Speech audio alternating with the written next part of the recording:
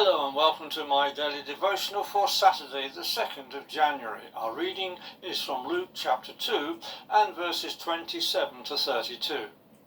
And in the Spirit he went into the temple, and the parents of the child Jesus brought him to do to him as the custom of the law required. And he took him into his arms and blessed God and said, Now, Master, release your servant in peace, according to your word, because my eyes have seen your salvation, which you prepared before the face of all the people, a light for the revelation of the nations and the glory of your people Israel. We have already seen that there were certain laws of the Lord that Joseph and Mary had to carry out. Just as we have to register the birth of a baby soon after it is born.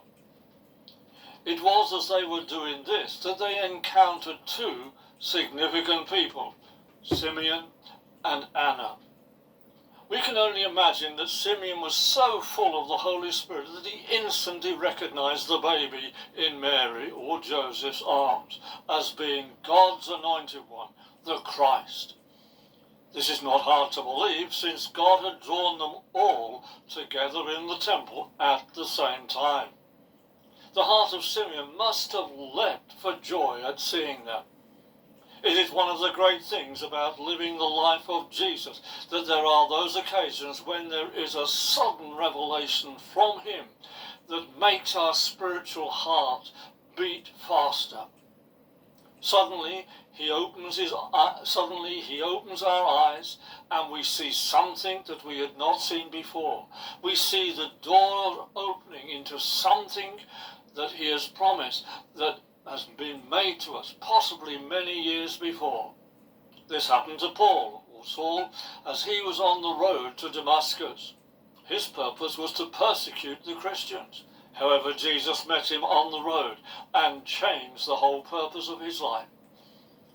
When he was baptized, his eyes were opened and he entered into a new purpose of preaching Jesus to the Gentiles.